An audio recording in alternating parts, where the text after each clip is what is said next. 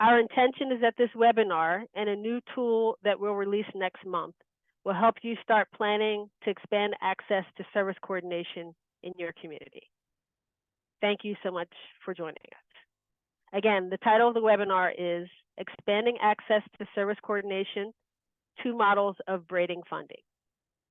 My name is Charlene Allen, and I'm a Senior Management Analyst in the Office for Interagency Innovations at ACL, which stands for the Administration for Community Living. And we're an operating division within the U.S.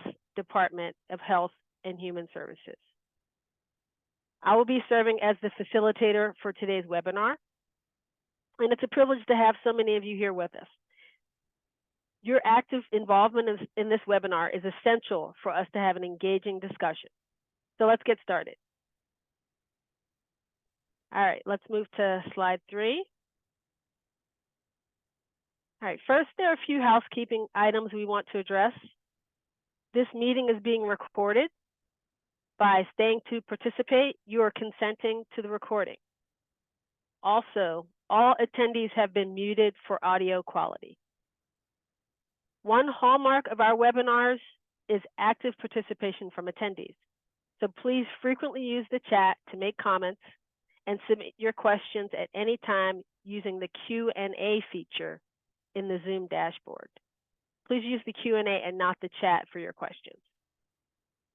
Or you may email a question or comment to hsrc@acl.hhs.gov. We have a very full agenda, but we have reserved time to address your questions. We'll get to as many of them as possible. You can also use the chat or email if you have a technical issue or a comment for other attendees. Tomorrow, in an email from Zoom, you'll get a link to the slides. Once the recording is posted in February, we'll send you another email about how to access it.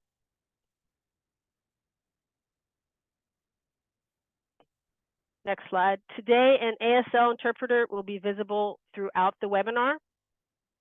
You can enlarge the window of the ASL interpreter by using the pin feature.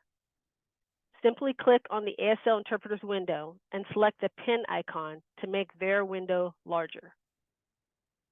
To ensure that ASL interpreters will be visible in our webinar recording, we have also asked presenters and panelists to limit their own use of camera visibility only to when they are speaking. And for those who want to use a screen reader and want to silence unwanted chatter in the chat and the Q&A boxes, activate the speech on demand feature by pressing Insert, spacebar, and then pressing the letter S on the keyboard. Next slide. So I'm going to ask our webinar staff to please launch the participant poll now. We are asking you to select one response and the best response to the following question. How would you describe your organization's primary partner to provide access to service coordination for people with disabilities and or older adults?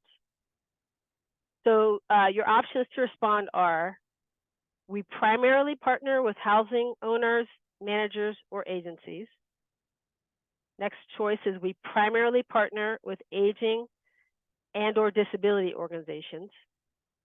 We primarily partner with health or healthcare organizations. None, or we're not involved in service coordination at this time. None, I'm an individual professional or student, or other. So if you can please choose one of these options, that would be great. And while you're responding to the poll, I would like to tell you about the Housing and Services Resource Center, or HSRC, which is a partnership between the U.S. Departments of Health and Human Services and the U.S. Department of Housing and Urban Development, also known as HUD. The Housing and Services Resource Center fosters cross-sector partnerships between the organizations and systems that provide housing resources and homelessness services, healthcare and mental health services, independent living services, and other supportive services. The HSRC is part of an interagency initiative to streamline and expand access to affordable, accessible housing and the critical services that make community living possible. After the webinar, I hope you'll look at the HSRC website at acl.gov/housing and services. And later in the webinar, we'll share our new HSRC feature on service coordination. This is a tool that will expand next month when we release a specific tool on braiding funding to expand and sustain service coordination for you to use. Okay, next slide. I think we should close the poll now. And while our webinar team is working on displaying the results, I want to remind everyone to please use the chat and Q&A function throughout the webinar. We definitely want to hear your comments and questions, and it's nice to hear what your other participants are also thinking. All right, so let's look at the poll results. Looks like the lion's share of participants today primarily partner with aging and disability organizations. And then about a quarter of you partner with housing owners managers, and 15% of you partner with healthcare organizations, and about another 20% aren't currently involved in service coordination or have joined us in another capacity. Okay.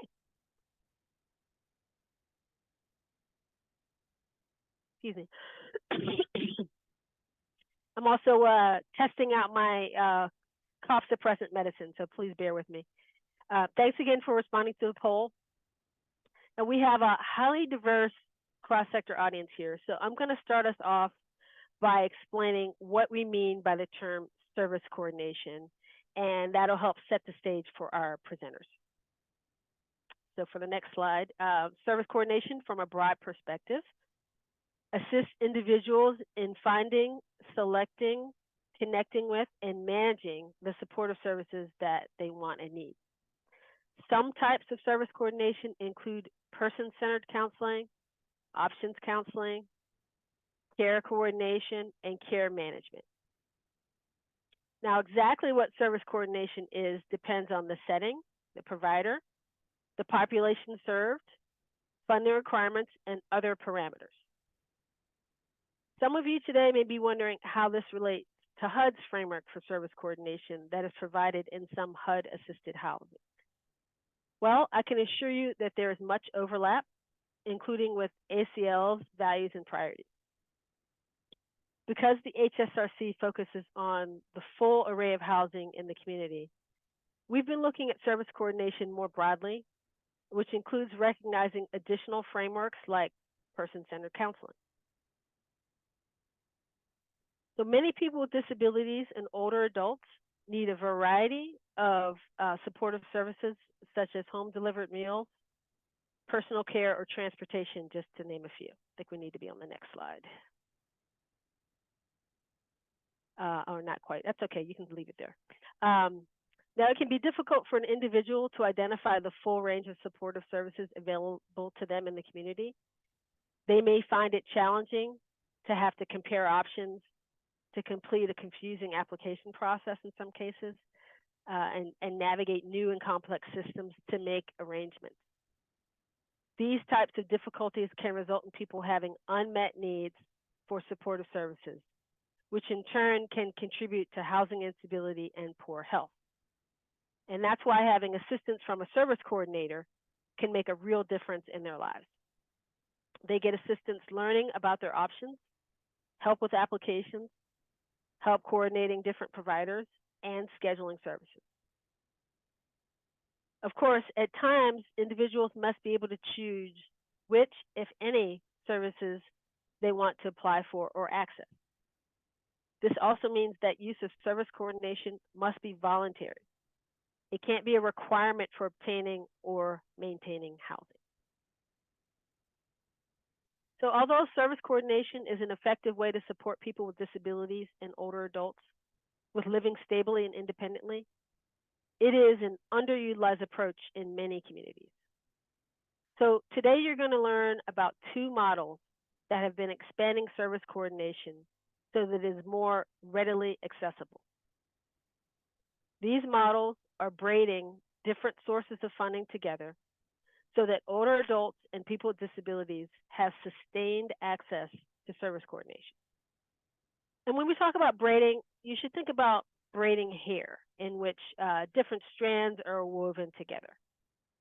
When housing and services sectors partner, they're able to braid multiple funding sources to support service coordination. Different funding streams are interwoven to support the common goal of providing access to service coordination.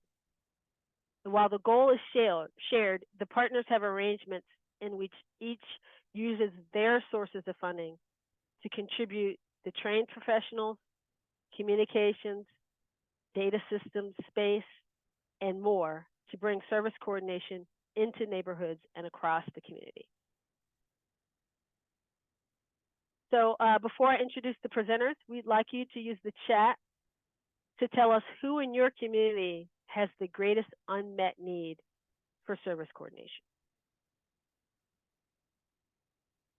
So now that we've done some level setting on concepts and have a clearer sense of your backgrounds and interests as an audience, let's dive into the presentations now. It is our privilege today to feature three presenters who will share their models for braiding funding streams across sectors to maximize the use of existing resources and broaden access to service coordination in a sustainable way. And because of their work, more people with disabilities and older adults have the supports and housing accessibility that they need to live independently in the community. So first, we're going to have Andy Chan, Strategic Advisor for Health at the Seattle Housing Authority, together with Sean Walsh, who's the Case Management Supervisor at the Seattle King County Aging and Disability Services. And they'll tell us about their thriving housing and service coordination partnership in Seattle, including their funding and braiding strategy.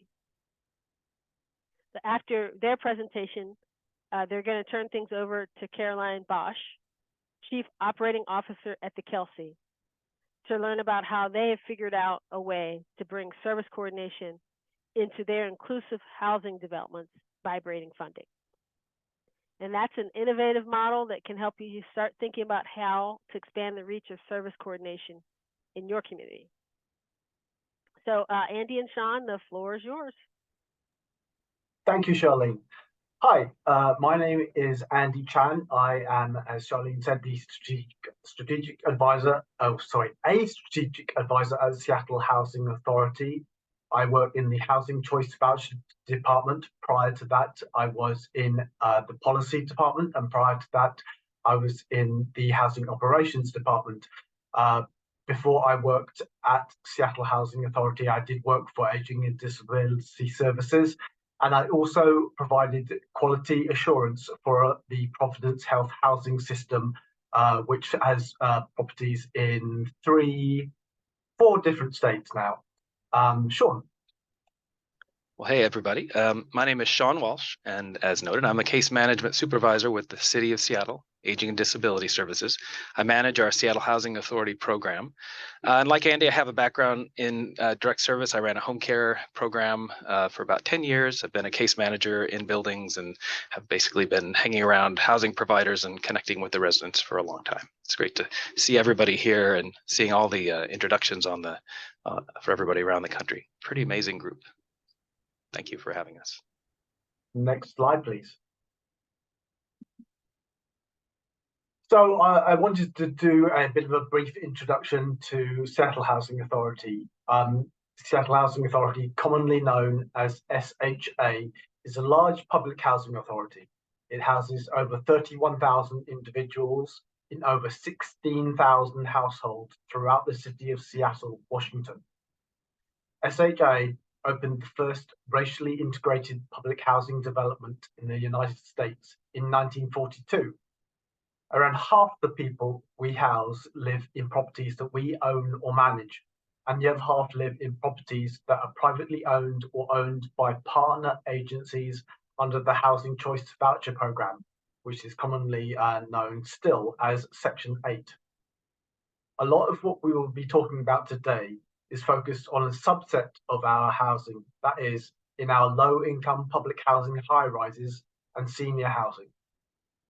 In our low-income public housing high-rises and senior housing, around 66% of the people housed are 62 or older.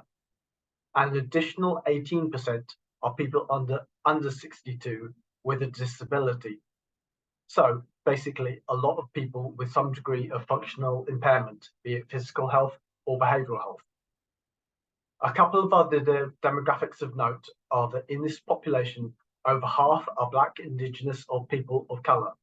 So a lot of folk who have experienced generational systemic disparities. The average household income in our high-rise properties is about $14,500 a year. And for context, as a whole, Seattle's household area median income is about $115,000 a year. One other thing to note is that SHA is a moving to work, or MTW, housing authority, and this allows SHA to use funds more flexibly than some traditionally funded housing authorities. Sean. Thanks, Andy. And to speak briefly about Aging and Disability Services, we're the Area Agency on Aging for King County, meaning we're the entity designated by the state of Washington to address the needs and concerns of older adults at the local level. One of our major functions is to manage the authorization of in-home services like home care and home-delivered meals and medical alert systems for low-income, older, and disabled adults to safely live in their community. And countywide, we manage about 14,000 residents in home services. The specific project that I'm in with the Seattle Housing Authority serves about 650 residents receiving in-home services through Medicaid. Demographically, our clients are 54% Black, Indigenous, or people of color, and about 75% are 62 years or older. Andy, and next slide, please. SHA has been partnering with ADS since the early to mid 1990s. There were some key things happening around then that provided the impetus for this growing relationship, some external and some internal. One of the big factors was the impact of increasing deinstitutionalization in Washington state. A major element of deinstitutionalization was redirecting people with chronic behavioral health challenges away from congregate care facilities, often into public housing. Another big factor is the wave of baby boomers. Baby boom generation has an outsized impact, not only because it represents such a large number of people, but also because, by and large, their desire has been to age in place. These two elements both represent populations that have lived in subsidized housing in growing numbers, and both typically have need for supportive services in order to maintain safe and stable tenancies for the long haul. Along with these external factors came an internal one, and that, for SHA, was the growing recognition, firstly, that successful housing equaled more than just four walls and a roof. Secondly, that the people we housed were often unable to successfully connect with needed services. And thirdly, though we were great at providing housing, we were ill-equipped to provide supportive services ourselves. You probably want to know how this came about, but neither Sean nor I were around for the genesis of this partnership. However, with a little bit of reverse engineering and benefit of working through several other health and social service partnerships, we can say that some of the most important factors are understanding the demographics of the population you work with, having an idea of the systemic challenges or inequities these demographics have faced, talking to your tenants to help understand their needs rather than just making assumptions, and not being shy to reach out to city or county governments and healthcare organizations to establish the grounds for partnerships. And you may be surprised about how open they are to this. Next slide, please. Thanks, Andy. And so this next few slides are going to be about care coordination and braiding in our program. In the context of our Seattle Housing Authority program, care coordination has two distinct meanings. On the one hand, Our team of 12 care coordinators conducts annual long-term care assessments and authorizes services for the 650 residents who are in that program in the SHA buildings we serve. This is a really structured form of care coordination with a long and complex assessment process and paperwork requirements. An average SHA resident enrolled in this program will receive something like 60 to 80 hours of home care services and other support services per month. On the other hand, our staff also provides a more open-end, discretionary type care coordination. Care coordinators have between 4 and 6 buildings between them. We have 12 care coordinators serving 52 buildings. So each one serves a total of about 350 residents. And within each building, each care coordinator holds weekly office hours. So each building has somewhere between 3 to 5 office hours per week. Operating in this mode, the care coordinators are doing outreach and responding to residents who are seeking them out for assistance, meeting with property management and other providers to connect residents with services. And since the end of the pandemic, we've added another dimension of care coordination using remote meeting tools like this one, making it possible for our service coordinators to convene monthly portfolio meetings with property management, behavioral health providers, and other service providers to share information and updates and to staff challenging, client situations. Next slide, please. So the braidedness of our funding, that's what we want to talk about now. We think of braiding also as combining funding sources to support a common goal while maintaining specific program identity for each funding source. So within our specific budget, 50% of our funding comes from a per month client reimbursement from the long-term care system for doing the care coordination associated with in-home service coordination and assessments. The other 50% comes from a combination of a grant from the Seattle Housing Authority, and that's, Andy was alluding to this, having started many, many years ago. That's about 25 years, has sort of carried on to the present. The Housing Authority and the City of Seattle matches the Housing Authority portion of the grant. Each of those adding up to about 25% each for our program. So we have 3 different funding models, and each of them have their own silo of services. This is also reflected in the body of work taken on by our care coordinators. Each care coordinator has a caseload that's about half the size of an ordinary case manager, which represents about 40 clients. The other half of their time is spent doing the discretionary work that's funded by SHA and the general funds portion of our services. I just want to say one other thing too. As listening to the introduction, it struck me that braiding also, by combining these two things, sort of opens up some walls between silos, with the housing authority silo and the long-term care silo and the behavioral health, and that braiding is one of the ways to sort of get services to fall between those different silos.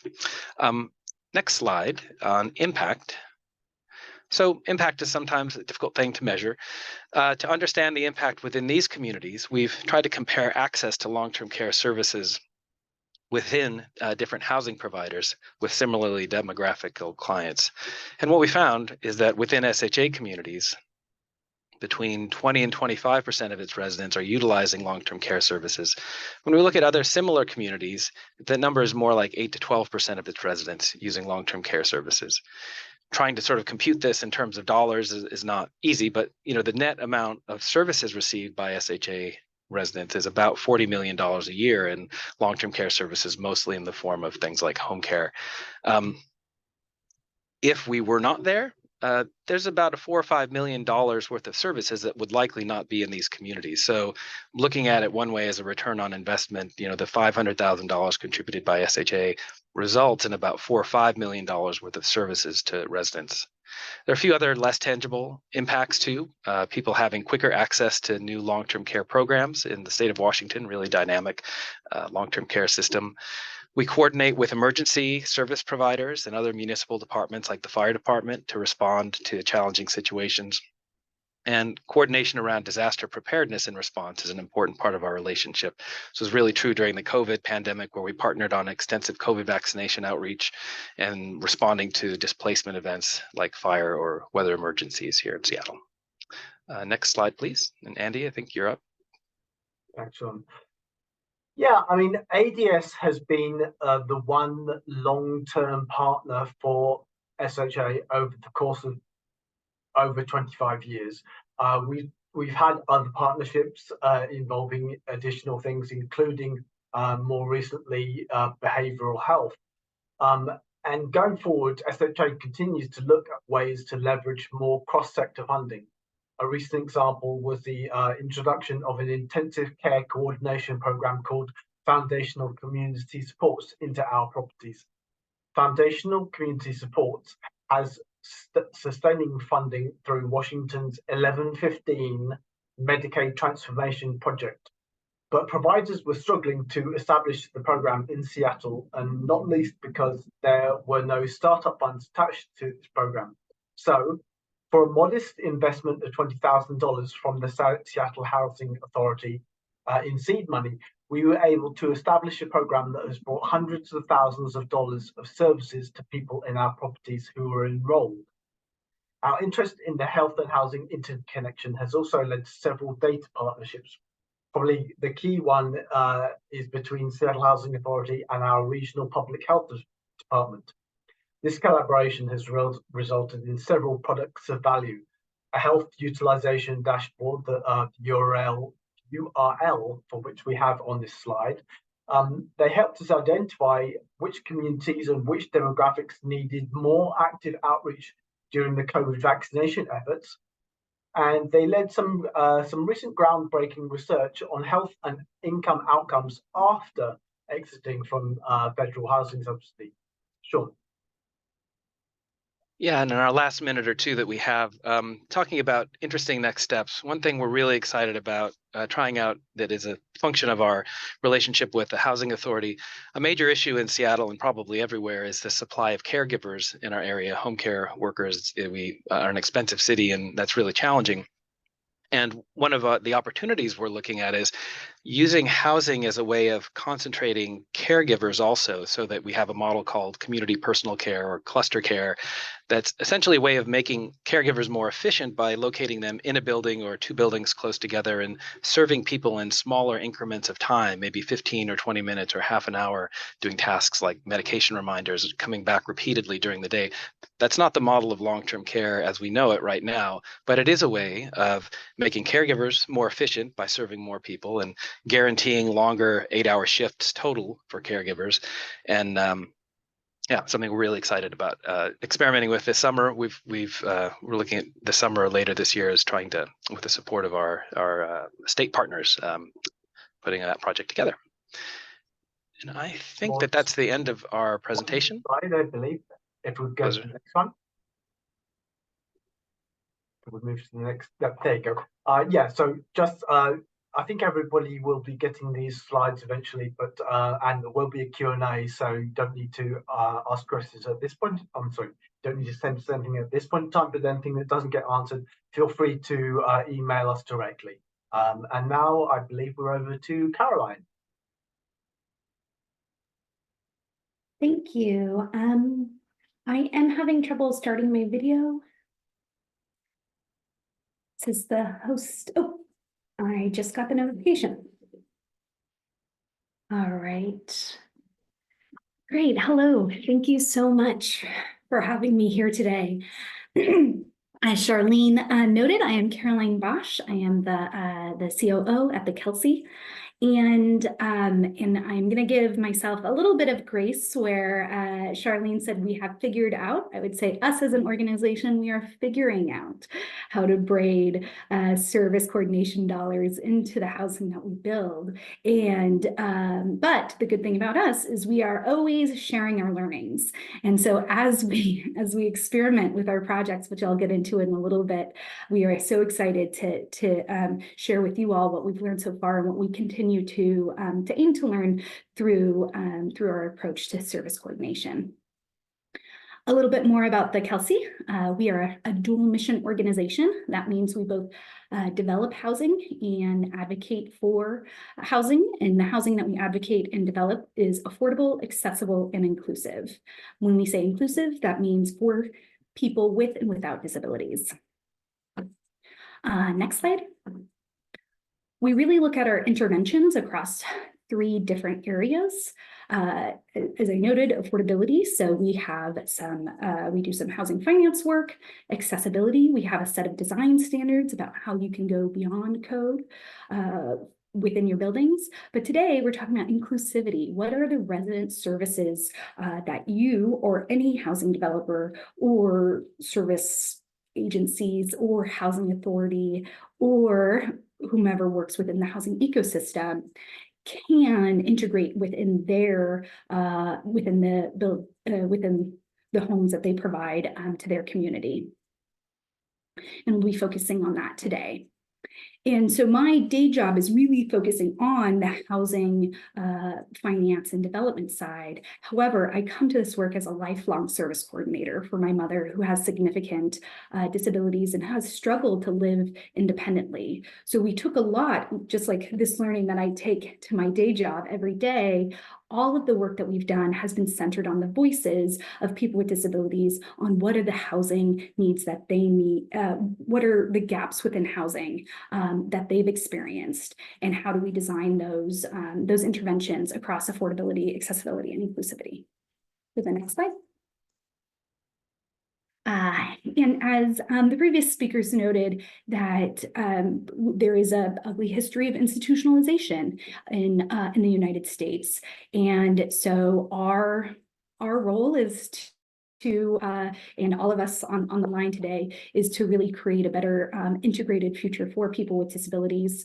The last generation was more within a group home model, and now looking to be even more integrated and building integrated housing that where people with and without disabilities live together and provide in interdependent and are valued and supported and share the same spaces and experiences. Go to the next slide.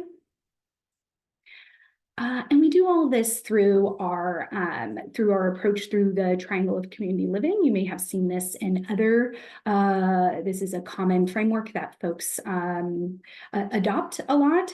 And it's important for us to take some time on this as how can folks thrive in that third image of where the dots, all of the different colored dots are all integrated together. What are the three different elements that people with disabilities with significant access needs need in order to thrive living independently? The three elements of this are services and supports. We've talked about this a lot. What are those formal services and supports that are available? What is this looks and is called different things across the United States, but I think we're all familiar with these either HCBS services, home and community-based services, or other service systems that enable people to live independently. And then we have the housing, as many of us are also familiar with the affordable housing, both affordable with a capital A or just attainable housing that people with disabilities or limited incomes can access, and that's incredibly important for this for people in order for people to be able to live independently. And I will note that the current affordable housing structure was developed when people with disabilities were still in institutions. And so it was really developed prior, and the structures were and the financing approaches were developed prior to people having the constitutional right to live in community. And so that is something what we think about every day of how do we work beyond those existing structures and modernize them so we can have those integrated dots that we saw on the previous slide. The last part here is community. This is so important to everybody, not just people with disabilities. We hear our Surgeon General talking about the loneliness epidemic. We see all of ourselves really thrive through knowing, being connected to our community, and then seeing really informal support systems pop up during at the beginning of the COVID pandemic. And so with these three elements, we are intentionally, by integrating and intentionally thinking about these three elements together within our housing developments, then we are hoping to make better outcomes for our residents. To go to the next slide. How we do this is just each of these different roles is a coordination for folks that are involved in our housing development. So you have your property owners and your management and your housing authorities who are providing the housing, and the inclusion concierge, that's the role that we call our service coordinators. They're coordinating between them. Also the supports and services roles, of the established service providers, as well as creating an interdependent community and a culture connectedness within the housing that we provide, so that community and informal support networks can get formed and defined even easier. So this is the work that we bring through our resident services program. I'll switch to the next slide. And the benefits of really looking at this from a holistic and integrated and an intentional way is, one, we're bringing a resident-centered experience for all of our residents, that you have one resident services manager, resident service provider who's thinking about the service coordination that's needed, plus coordinating with all of the different pieces that somebody needs in order to live independently and stably. As noted before, we're creating a culture of interconnectivity from the very beginning. So thinking we think very intentionally, how do we communicate with all residents before they even move in, to understand that they are moving into a supportive and connected community? And how do we design spaces in order for people to connect in those places? And as noted, the service infrastructure is really that service coordination role, that this inclusion concierge, about 50% of their time is focused on service coordination for the folks with higher service coordination needs who live in the building. We're just getting started, and we have our first two projects under construction, which we can go in the next slide. I'll talk about expected outcomes in the next slide. So we have our first project is just leasing up right now in San Jose. I saw one of our partners who is on the line right now, helping to lease that up. And so that will be about 25% of our homes. Of the 115 homes will be set aside for people who need supportive services in order to live independently. Same with our San Francisco project, which is under construction and will be starting leasing up next year. And then we've also had a small pilot over the last 3 years, which we don't own this project, but we provide services. And through the outcomes that we've seen there is 100% housing retention of really folks that have not been able to stay stably housed in the past because they did not have a strong informal support network in order to continue to live independently. And we've been able to provide that through our service coordination roles. And I forget if I had one more slide. Go to the next one. I don't. So we'll go back to the last one. Just a couple more notes on that.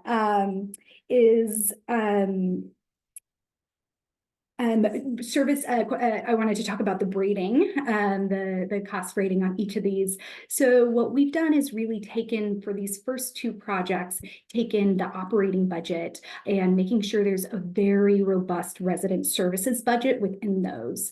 And we've done this through a couple of different means. Is one, we have Section 811 the project rental assistance vouchers for both of those first two projects, so that we can bring up the mortgage or bring down the mortgage that we need to pay every month, so that we have additional amount available for resident services budgets. So that's how we've done it for both of those. Plus braided in housing access services funding, that is Medicaid funded, available through HCBS clients within the Department of Developmental Services in California. And then plus through the Section 811 program, having referral partners who are able to understand those service needs prior to folks moving into the project, and helping to do some of that service coordination even before they're living independently. I saw some notes in the chat that people need those services prior to living there. And yes, we totally, that is 100% of what is needed there, and what we're planning to do. So I will switch it off to Charlene, who's going to kick it off for questions. Okay. Wow. And I have an ambulance outside my window. I want to thank all of our presenters in Seattle, and Caroline DeKelsey for their fantastic presentations. And, you know, these are just two examples of the many ways to operationalize braiding funding, to expand and sustain access to service coordination, so that, you know, people are less likely to need to move, enter a nursing home, or end up becoming unhoused. So before we go to the Q&A, please remember to use the Q&A function to ask your questions. We do have a fair number of questions. I've been reading them and writing some of them down to try to figure out how we can squeeze them all in. Now, before we jump to the Q&A, I want to raise awareness of a new potential source of funding for some of you for service coordination activities. The 2024 physician fee schedule from the Centers for Medicare and Medicaid Services, or CMS, has some policy changes designed to address health-related social needs, or HRSN. And in a nutshell, HRSN are individual-level adverse social conditions that can contribute to poor health outcomes, such as housing instability, food insecurity, transportation problems, utility help needs, interpersonal safety issues, and many others.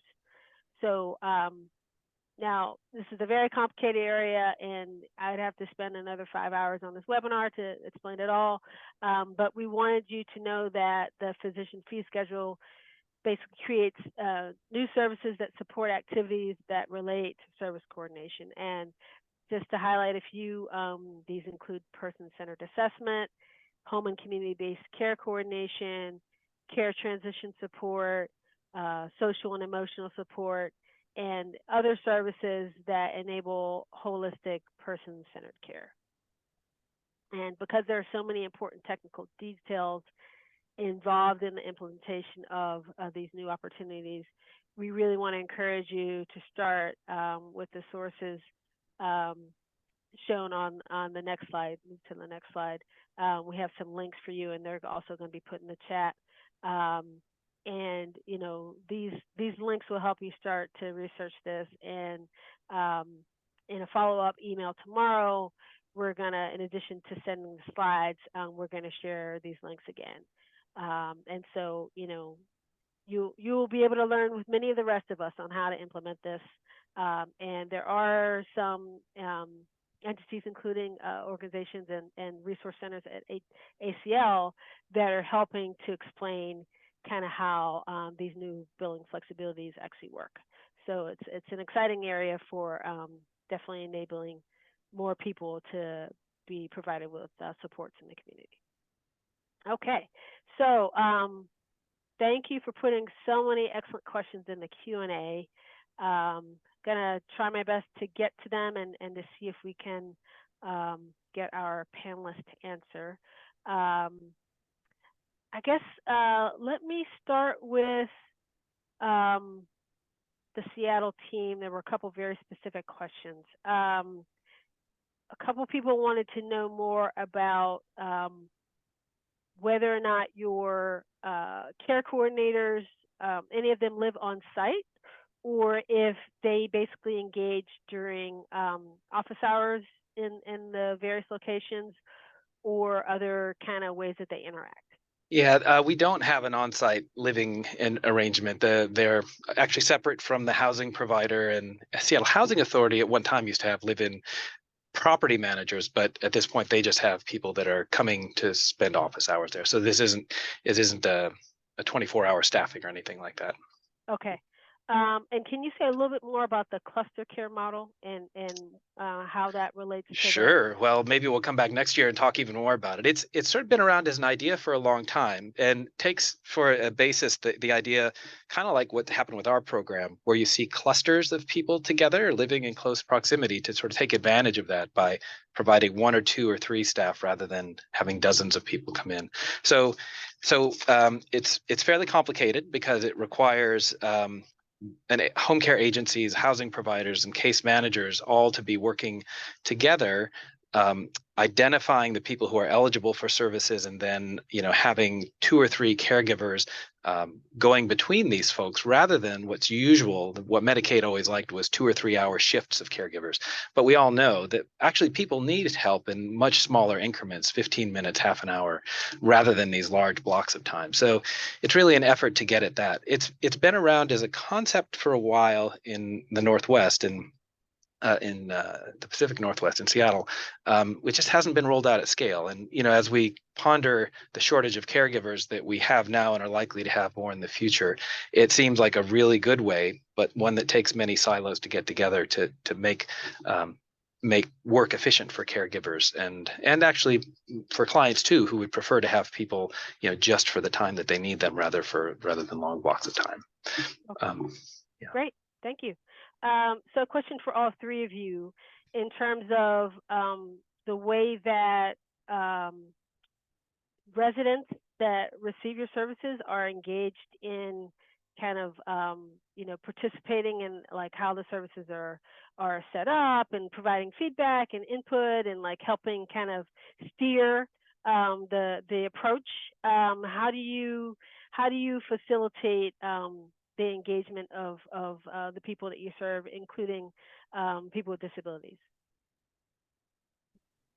Yeah, I can start on that one. So our service coordinators are front and center in the building. So they are, the front desk person you see and you say hello to every single time you come in and out of your home. They're also part of the process from the very beginning when you're moving into a building. And so there is continuous conversation and feedback of what the person needs in terms of service coordination. But then also we have a resident advisory board that will be giving feedback back formally to the inclusion concierge, as well as just general feedback to the property management as well. Great. Similarly, the Seattle Housing Authority has a joint policy, as 2 joint policy advisory committees for older adults and folks in the low-income public housing high-rises. And our contracts people are regularly checking in with the various resident councils in terms of the services that are provided and various needs that are being requested. Okay, thank you. So Caroline, I do have a question specifically for you in terms of the people with disabilities who are eligible for the housing in your model and to participate in your communities. People wanted a little bit of just clarification, or just can you specify, does that include people with substance use disorder, developmental disabilities, physical disabilities? Like, do you have a way that you can summarize sort of who's captured under that umbrella? It's a great question, and it's a common question because we don't actually prioritize or reserve our 25% set aside for a specific diagnosis. We say people with disabilities who need supportive services in order to live independently. So this would be anybody who's eligible for HCBS home and community-based services. And this, and particularly in where we're operating right now, is a lot of different diagnoses. So both folks with that are part of the regional center, which in California, which is people with intellectual and developmental disabilities, or people with mental health disabilities, or people who are living in institutional settings, nursing homes, other places who could live independently with additional services. So depending on the program, it covers a lot of different diagnoses, but it's for anybody who needs those services in order to live independently. Great, thank you. And yeah, I'm going to ask this another question for all three of you. Now, if you're not really privy to this information, because it's more related to the operational kind of budgeting aspect of it, but there was a question about kind of what does it require of your kind of finance team and budget team to successfully do the braiding of the funding and to kind of manage those different funding streams? Do you have any insights to share on that, and additional challenges that poses, and any workarounds or tips that you have? Well, I don't know any tips other than to say it can be a little complicated at the city of Seattle. You know, we have really complex budgeting processes, and the big trick, somebody else had asked us on the questions about how the big thing that we have to do is have our staff track their time in which bucket they're serving. Like, are they serving in the bucket of the long-term care work, or are they serving in the bucket of the discretionary work? And that, as they just basically do their timesheets, that sort of flows into the budgeting for us to allow their time to be allocated in the right way. And that the percentage of time sort of varies over years. We do some time studies to determine what it is. And on the back end, it is complicated because we have a City of Seattle match, and all of those funding streams vary over years. So we go through a process of aligning those, and so I don't know the granular details of it, but there are some things that we do on our side to help make it more possible to braid the funding together. And I will say, as an independent nonprofit, it is really important to have kind of some general operating support in order to fund some things up front. So a lot of, as we know, the Medicaid services is going to be funded after they're delivered, whereas we need to be able to know that we can hire these people full time, depending on, we don't know who will have how many hours of those services before they move in. And so us being able to put some support into that project to make sure we can have sufficient staffing in there, even if the Medicaid funding comes up and down. And that's, a lot of it is coming from, like I said, the operating budget of the buildings. But we as a nonprofit also support a backstop to some of that Medicaid funding that could come in and out. And I mentioned about foundational community supports and how what the financial support that the Housing Authority had provided was essentially front-loaded. So we paid for the period of hiring and training of the staff, so that they could then start the services, and then at that point in time could seek reimbursement. Prior to that, they could not seek any reimbursement. So that's why this, there had been such a slow uptake of this services, because there are a few providers who are willing to front the money for this. Okay, great, thank you. And lastly, if you could just maybe if you have any thoughts, just in 30 seconds each, what's one recommendation you would make to participants in the webinar who would like to kind of expand their service coordination and kind of get the ball rolling in terms of, your experience? Well, I don't mind going first. Just to say something Andy said earlier, I think what really caught it for me, and it's for housing providers not to be assertive about with the entities that are doing the long-term care support in their communities, working where I do. I know that doesn't necessarily come from the other direction. Like, these long-term care service providers might not be coming to you as housing providers, but if you're initiating it, we've had other situations in Seattle where it's really been successful and really great to have housing providers come to the table first and say, hey, we know you're coming to our buildings to do this in-home services. We'd like to do what we can to support the participation in these programs and running them. And so I think that would be, sometimes cities and others can be intimidating, but as a housing provider, I think that's really helpful. I just quickly add that part of the communication, for part of the important communication is to ensure that each of the organisations that you approach understand there is a mutual interest in providing these services. Yeah. I would say so, as I noted, we're a learning organization, so we share all of our learnings at the kelsey.org/learn. And so there's a lot of different, some notes in there about our inclusion concierge program and learnings from other folks who have delivered similar programs across the United States. So I encourage folks to take a look at that and continue to look back as we learn more and conduct studies on the on our population. I'll also say that, in terms of resident services, it is something that we've seen, and I noted this in terms of the history of the affordable housing finance industry was before people with significant support needs lived independently, in that there is a lot of need to uplift the issue of robust resident services budgets within housing developments, and also the need for on-site apartments and manager units to be able to go to resident service coordinators. They are providing emergency work to the people who live within these units.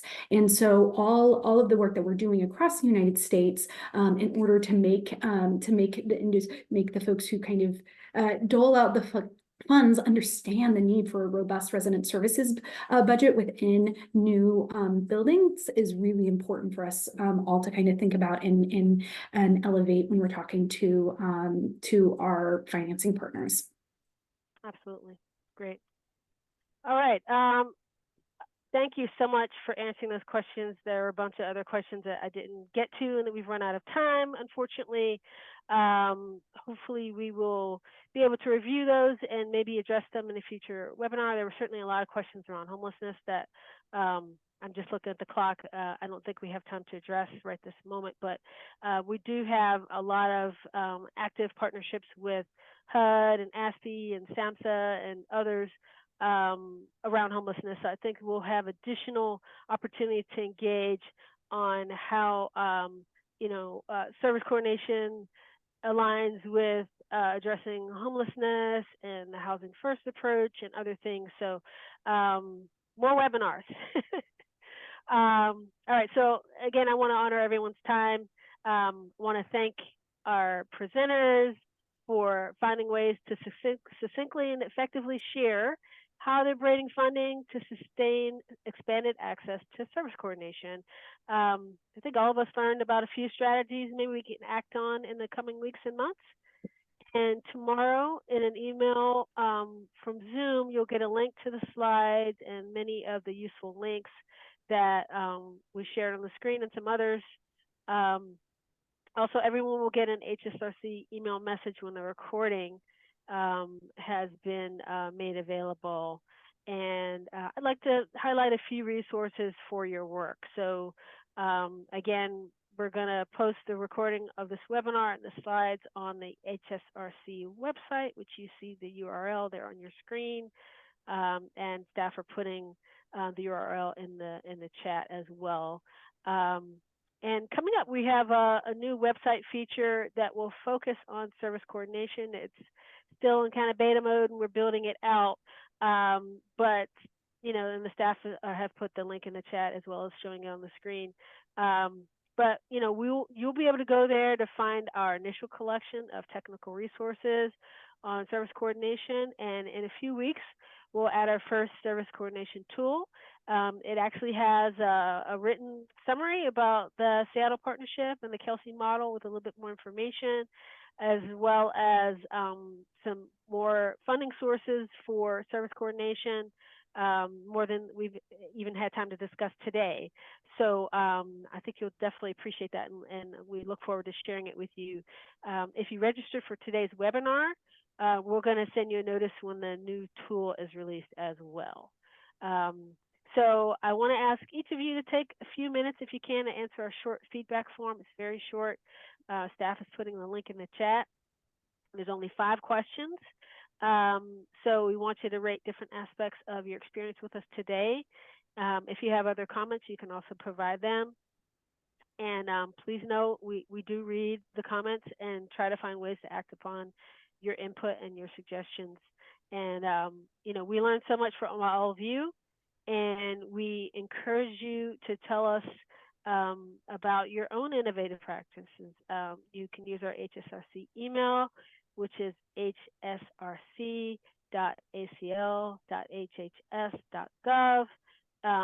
Send suggestions to us there, and we'll hope that you'll also sign up for a new set of periodic HSRC emails that we'll be sending out in the next few months.